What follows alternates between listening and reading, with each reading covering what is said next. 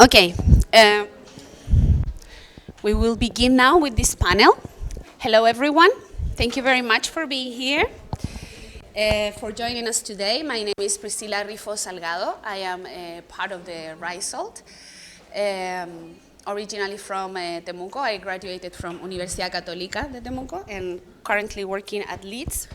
And I'm delighted to be your moderator for today's panel discussion. We have an exciting and insightful session planned for you with a panel of esteemed researchers and teacher researchers, early career researchers and pre-service teachers in the field. Before we dive into our discussion, I'd like to extend a warm welcome to our panelists and our audience, of course. And let me explain this session, how this will work.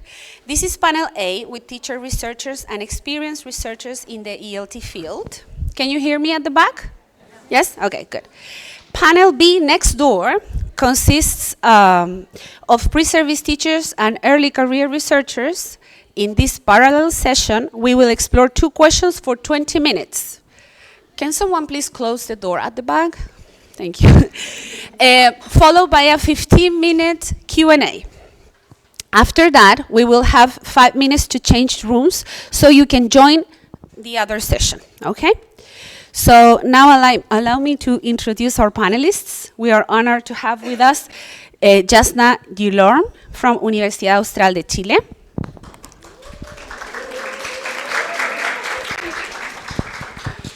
Andrea Loza-Swain from Pontificia Universidad Católica. Did I say it right? Loza-Swain. Sorry. And Janet Martin from Universidad de los Andes. And Leila Núñez from Colegio Altos del Huerto. So this discussion will focus on 2 topics: career, so the research and work they have done, and the direction ELT research is heading in Chile. So we encourage you, the audience, to participate actively. If you have any questions during the discussion, we will address them during the Q&A. Okay, so keep your questions at the end. So let's get started with Jasna, please. Before we begin, this is the QR code for feedback for the survey we are running. So if you can answer it at some point, that would be great. And okay, so Jasna, so those are the questions I have already explained to you, and Jasna has her slide here. Yeah. So I hope this. Can you hear me? Yes? Okay. Good morning. Thank you very much for the invitation. It's a true honor for me to be here as a researcher and a teacher educator. As you can see in here, we have an overview of my research, which started like 12 years ago approximately. And it's a research which has included research projects such as action research and exploratory and descriptive studies, in which I have explored EFL children and EFL teachers' perceptions about inclusive teaching practices for social justice mainly, okay? It's worth mentioning that my research has always been supported by social action projects and also voluntary social work in public schools with students in a situation of social vulnerability, and also in institutions such as Sename and Mejor Niñez also, and the hospital, for example, okay? The first part of this spiral shape that you can see in here is the socioeconomic and cultural context and background that my students have, okay? In socially vulnerable contexts, this is extremely important because students have been detected with specific traumas that have been related with alcoholism, sexual abuse, violence at home, malnutrition, overcrowding, incarceration, and so on. Okay, obviously those traumas have an impact on learning, okay, and that is what we have been studying so that we can find a solution within the classroom. Those traumas have an impact on children and they provoke biopsychosocial needs okay? And emotional instability, which has a direct impact on misbehavior, on the use of violence, and therefore on learning, on the development of the personality, on the construction of the identity of the child, okay? After that, of course, we tried to find a few solutions, and we found out that inclusive teaching practices for social justice are a good option, are effective proposals to educate the whole child through games, magic tricks, rhymes, drama techniques, painting, arts, and so on. We found out that children become observers and explorers, and therefore the learning process is easier for them. It becomes pleasant, it becomes significant and meaningful, and therefore, for example, the listening skill, the active listening skills we look for are more developed in a better way, yeah? Because when you consider this context, what we find out is that students have many difficulties to listen to each other, to predict, to infer, to make conclusions, or to make associations. So inclusive teaching practices for social justice are a good possibility for them to get developed in that sense. There is no way we can teach without considering SEL, which is social-emotional learning. All right, Delaney states that teaching is about working on relationships, okay? So if we are not in a good state of mind, if our emotions are not well regulated, it's going to be very hard for a teacher to teach and for students to learn, okay? Usually teachers understand that when affection is involved in teaching, students react in a much better way. Yeah, they respond with a better attitude, they respond with more motivation. But at the same time, they have told us that they do feel very vulnerable as well. They express fear, anxiety, they also express instability and vulnerability, and specifically loneliness. They don't feel that they are being understood by the Ministry of Education, by other schools, by teachers, by students, by parents, and so on. That is why this research has moved towards some solutions for helping teachers to solve those issues, which are extremely important, okay? Because they haven't been able to find solutions, and apparently the ELT field hasn't been able to give them those solutions as well. Okay, so what they tell us in teachers' perceptions mainly is related to the fact that they need training urgently. Yeah, they do not know, as they say in their expressions, they do not know how to be an inclusive teachers. They understand inclusion, right? They understand social justice, but they do not know how to put that into practice in the classroom. And that makes their work really difficult, and they make them very vulnerable as well.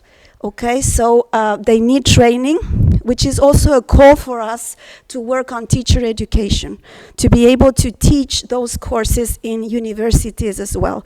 It is an emergency that every teacher at the university incorporates social responsibility in the classroom, social pedagogy as well, and take students to the schools in which we can see those situations and they can find ways to deal with those students.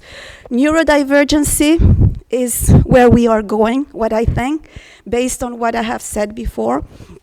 Diversity is really an issue right now, and teachers have to respond to many needs and many interests and many sensory preferences, and they do not know how to do it. And that is the big issue at the moment. This has been a long research, as I told you, and my gratitude today is for local research, okay? Malva Barahona, Gloria Romero, Maria Jesus Inostroza, Flor Toledo, and other great researchers who have made this study possible. Thank you very much. Thank you.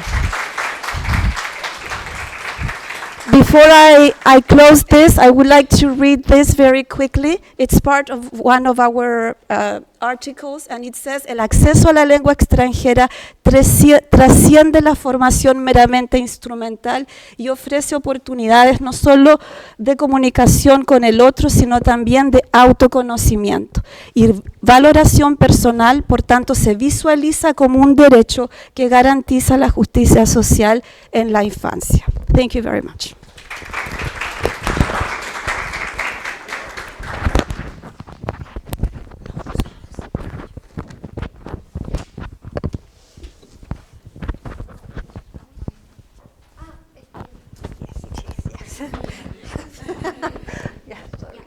Okay, it's super difficult to speak about something we are so passionate about for 4 minutes, 5 minutes, but I'm gonna try. Well, my relationship with the textbook started like when I was a school student, of course, but as a researcher, it started in 2010 when an undergraduate student went to observe what was going on in the rural schools with a battery of materials, different materials, audiovisual material that the teachers were supposed to use to teach English. Let's remember that 15 years ago, teachers working in rural schools didn't actually or necessarily speak English, right? Well, and we observed that the student book wasn't being used because the teachers didn't know how to use them, okay? Then we replicated that study with 17 schools both in Región de los Ríos and Región Metropolitana. And the same story happened. We could see that teachers didn't use the textbook, or they adapted some materials in order to contextualize the textbook, right? And then when I was writing my PhD dissertation, I went to observe a classroom, an EFL classroom in a 10th grade. This time I chose a school which was working. The students were getting good results in the Sims-Ingles test, and I wanted to see what the teachers were doing, because we usually focus on what teachers cannot do, but I wanted to see what was working. And I realized there that the textbook was the core. In fact, it was like the curriculum was the textbook, and the teacher taught to the book. Right? So I saw in that opportunity that the textbook was actually working. And now I am observing the textbook itself. I already studied the first and second grade textbooks through a lexical competence view, and I have observed that there is progression, a clear progression from one book to the other. And it is like a smooth progression. So the textbook, if it was considered, if it is used efficiently, can actually lead to acquisition. And I have also observed that there isn't only progression, but also complexity, and that the vocabulary is related to what students already know, like in Spanish. So it is easier to teach them English in that way. However, we all know that it is not working. So maybe probably the problem is not the textbook itself, but well, we know other factors such as the ones that Yahna just mentioned, right? It is the context that doesn't allow for the teachers to use the textbooks efficiently. Where I am heading at now. Well, I would like to have a better relationship with the ministry, with the authorities in general, because they don't pay attention to what we're doing. They don't take into consideration our findings, our empirical findings, and they don't listen to teachers either. So what I am trying to do now is to analyze the textbooks and to take them empirical evidence of what's going on in the context, in relationship in relation to the textbooks. Oh, I managed. Okay, that's what I wanted to say.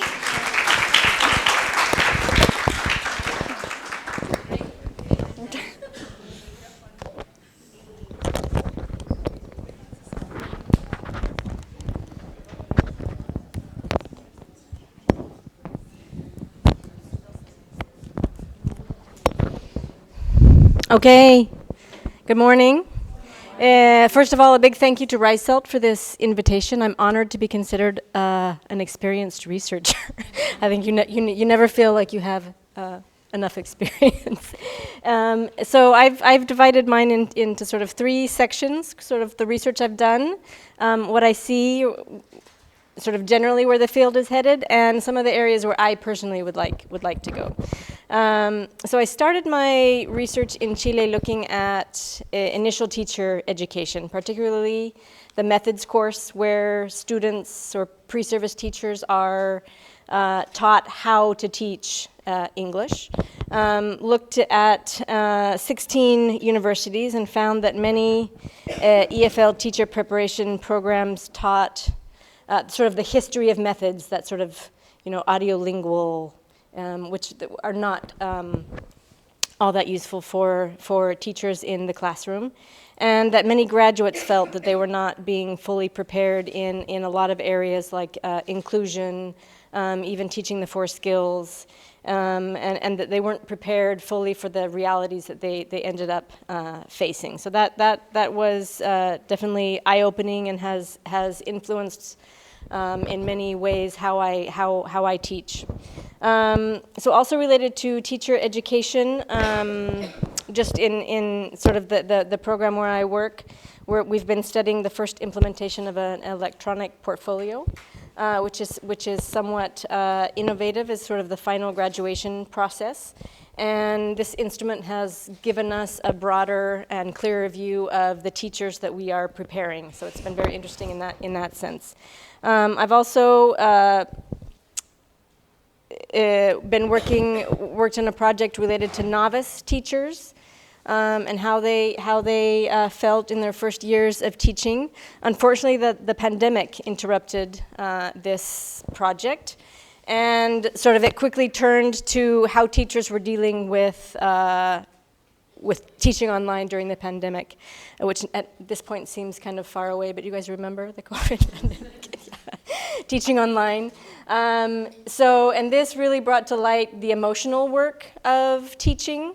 And also, so we started looking at the ecological conditions, sort of these, all of the conditions and actors that influence what teachers are able to do in the classroom, and how they make their decisions.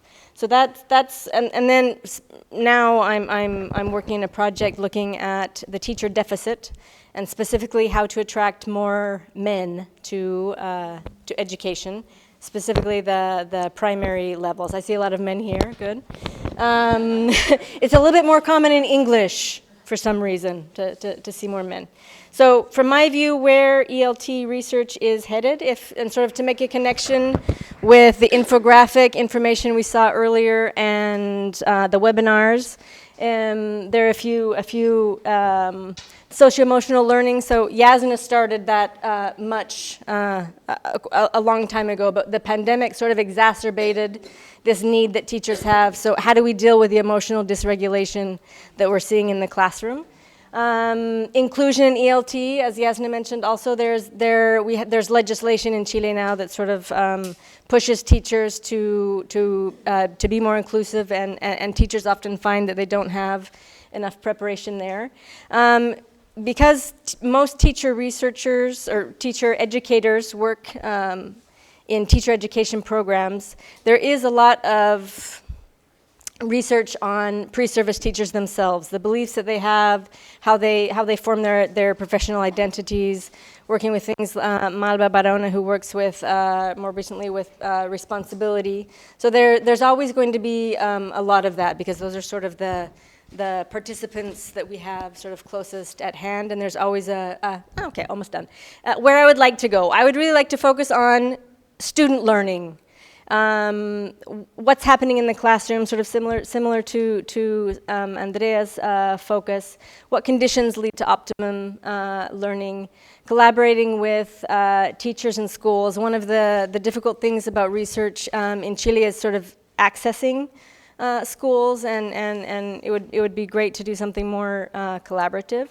And then also bilingual education. There's been an increase in schools who have adopted a sort of an immersion model.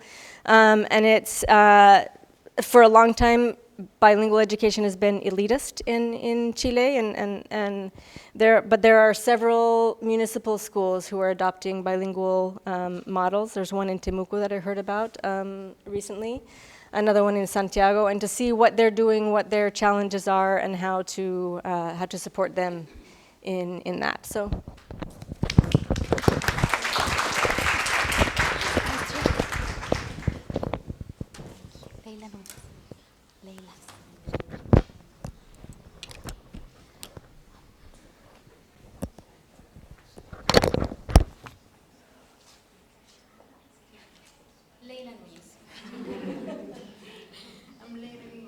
Okay, first of all, for those who don't know me, my name is Leila. Can you hear me at the back? Yeah? Because it's kind of uncomfortable? No. I have to? Okay, so I will use it. Okay, my name is Leila Núñez. I'm a school teacher. I've been a school teacher for almost 34 years. This is my alma mater. I started here. So I'm proud to be here today and on behalf of the teachers, right? I started research after 2012 when I became one of a fan of the English open source program initiatives. I was in all of them. And then I became a teacher researcher in the Champion Teachers Program, a framework developed by PhD Paula Rebolledo, Richard Smith, and Tom Connolly. And it consisted of a school teacher exploring their own classrooms and presenting their findings. And it was very, very empowering for me because I had a voice and then I had also findings, and at the same time I had basis to discuss my UTP about what I was doing in the classroom, right? The most important part. Okay, so after that, the exploratory action research became part of my practice. Maybe I don't publish, maybe I'm not sharing my findings, but I use it in my school and in different contexts. Nowadays, I work in a very, very rough situation in a school in Tiltil. We have no water, so when we run out of water, children go home, and that's a vulneration, you know that. But I am still working in the classroom. I like suffering, right? My last research conducted in the classroom through the EAR, Exploratory Action Research, is about the overuse of artificial intelligence for solving the English homework, right? So with my 10th graders. And you know what? We did great things with my kids, and I would love to publish it and share it with you, and that's why result becomes important, right? Because I know that I like talking, so I can do it in the podcast. Where are the results? Unfortunately, in the pinnacle of the school I work for, in the teacher's evaluation portfolio, maybe in the memory of one of the teachers who listened to me and got interested in why are you doing this exploratory action research. So I mentor them. From my position, I wonder how many teachers do know about exploratory action research right now, and how many of them are still using it. And if they knew about the impact that would have in their own practice, okay? Before this event, I conducted a mini survey to have evidence, right, of course. And I asked 2 simple questions. Have you heard about ER? And many of them had. My teachers aged between 30 and 57, and most heard about exploratory action research about Paula Rebolledo, Tom Connolly, and this model spreading worldwide. But, as you can see, only a few were using it, and they would use it if they knew it had a positive impact in their teaching. So they didn't know how positive that would be. They knew about it, they weren't using it, but they would be interested in using it. So I was wondering, I have to read, sorry. My question is, and this is my leading question for my next 10 years, is can a framework that started in Chile and has spread worldwide stay behind a stage in research?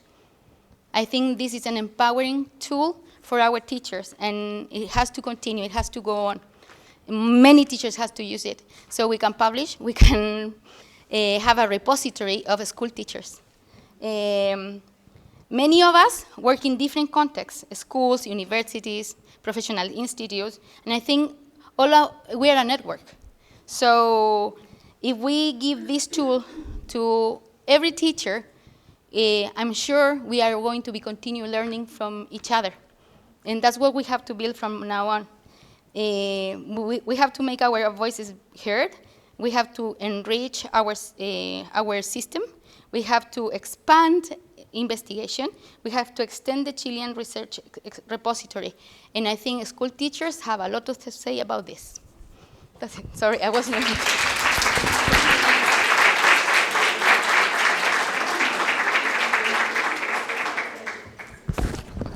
Thank you so much for those amazing presentations. Are there any questions from the audience? Yes? For any of the educators, for you, what is more important related with gathering data?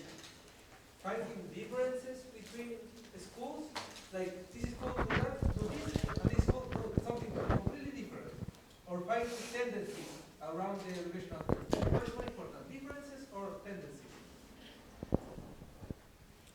Who would like to answer that?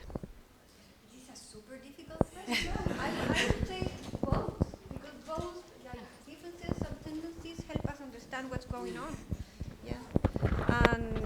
Yeah. Well, when I didn't have much time to speak, but what in my case, what I am trying to do is to have an influence on the linguistic policies, educational policies. So if you find differences and you see what works and what doesn't work, great. And if you find tendencies, well, in the same way, what works and what doesn't work, great, because you can inform the linguistic or educational policies.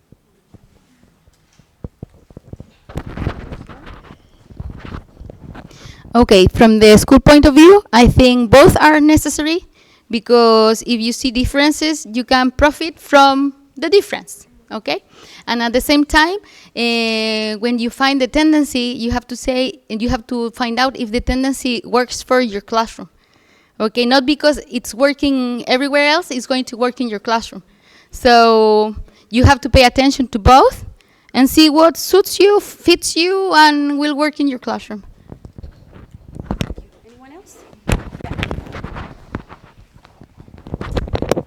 Thank you for your question. Very interesting, difficult, but challenging. I was thinking about the elements of professionalism for TESOL, and obviously both are included. Yeah, especially when you talk about differences. This is what makes a teacher work, in fact, okay? Differences are like the basis of our teaching. We start by looking at differences in order to choose the appropriate methodologies, approaches, strategies, okay? And those are the tendencies. So you see all the trends and then you decide on which one is the best for that child or for that group of students. So both of the concepts that you have named are considered as important element of professionalism in TESOL. It is very difficult to say that one is more important than the other. Yeah? Thank you. Any other questions? Yes? Sorry. I would love to know how you see the future of the university supporting teachers. I know that every researcher has her or his own, interest, passion. But in order to really impact what's happening in the classroom, what should we do? How can we do it? I mean, in the case of us who are from the university context. Actually, we have to create a community. You see that when medicine students have clinical hospitals, right? Like Universidad de Chile, they have the hospital. And in the universities have these, how do you call it? The practicum sites or places. And you send students there. And that's it. Like, okay, go and practice. And actually, if we create a community, when we receive the student and we provide them with our experience, it's going to be mutual. I'm going to receive new energy, and they are and I'm going to give experience back. So we have to work elbow to elbow, right? And For me, that's very important. Actually, I had a very nice experience until I was fired. I worked with Universidad Diego Portales. I received all the students from Práctica Intermedia. And we had a protocol. So we asked the student, what do you want to do here? What are you asked to do by the university? And we would prepare a Gantt chart so they could have time to practice everything what they wanted. And it was very profitable until I was fired. And that model disappeared. And actually, that's what we need. I said it before, we need to create networks. Because the student getting his degree in one university has to be similar, or I mean, I don't know how to explain that, but I mean, we have to same kind of the same standard. Because when I get students from different universities, they have different standards. And they are going to be working under one standard, that is the Minedux, right? So we have to work on that, but together.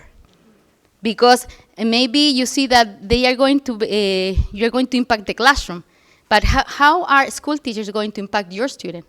Positively or negatively? Many of them say like, oh, they are going to the practica, they are going to suffer. Oh, lo mandan a, how do you call it? A la guerra, only with the chalk or the marker. And that's not the idea. They don't have to suffer. They deserve respect because they are going to be the teachers of the future and mentors of the future. Thank you very much. Hello.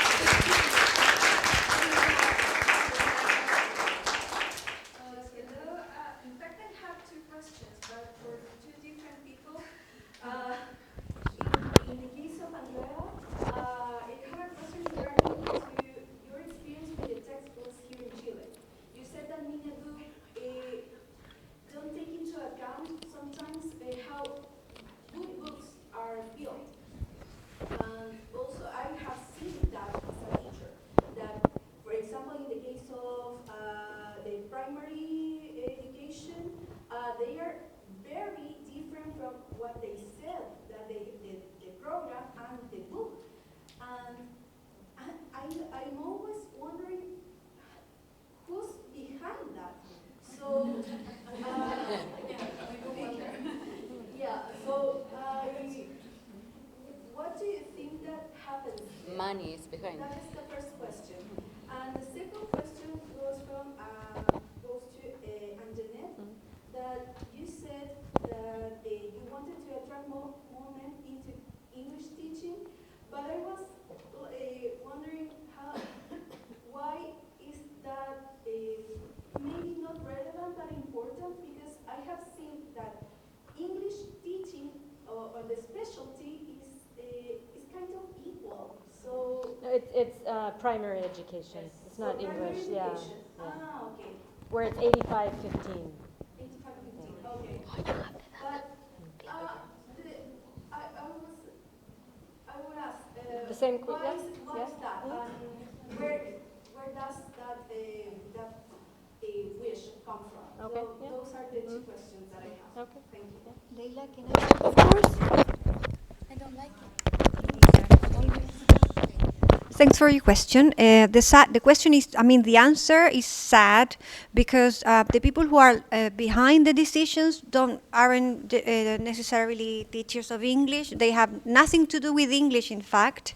I have talked to them, and well, as Leila said, what's behind is money, because the ministry buys the cheapest books. They tender the books, and then they buy the cheapest ones.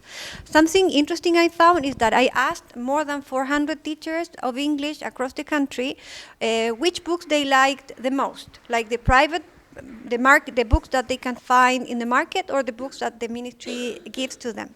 And all of them, I mean, no, most of them, like 80% answered that they liked the books that they could find in the market more than the books that the ministry delivers. However, both books come from the market. Like the ministry doesn't design their own books. In fact, one of the publishing houses now is Richmond. And the books are supposed to be adapted to our reality, and there is a huge group of people supposedly adapting them, but if you look at them, they are not adapted. And they don't match with the base curriculares either. So that's why one of my interests is to to take empirical evidence to the ministry so that they finally listen to us. But yeah, it hasn't worked very well.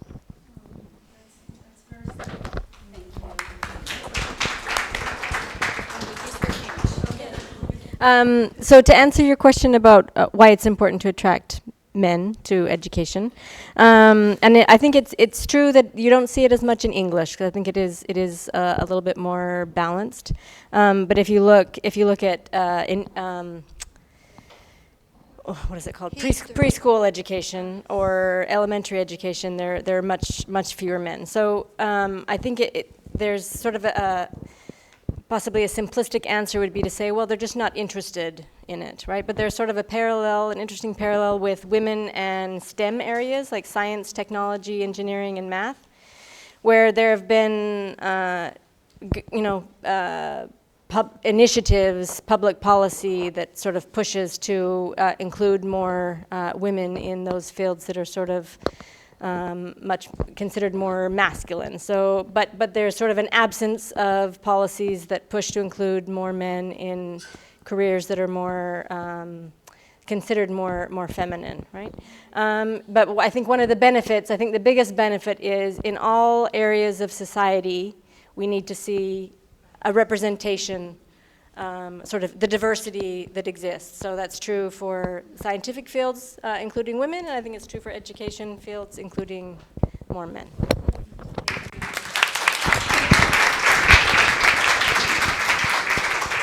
Well, thank you very much to everyone. I'm sorry, I know there might be some more questions, but you can always contact the presenters to their emails. And now I would invite you to join the other panel through the back door, please. Thank you.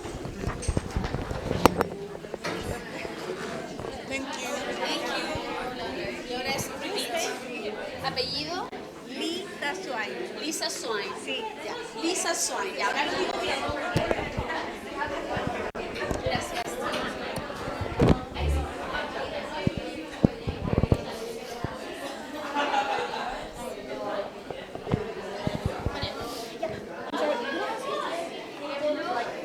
A little bit closer.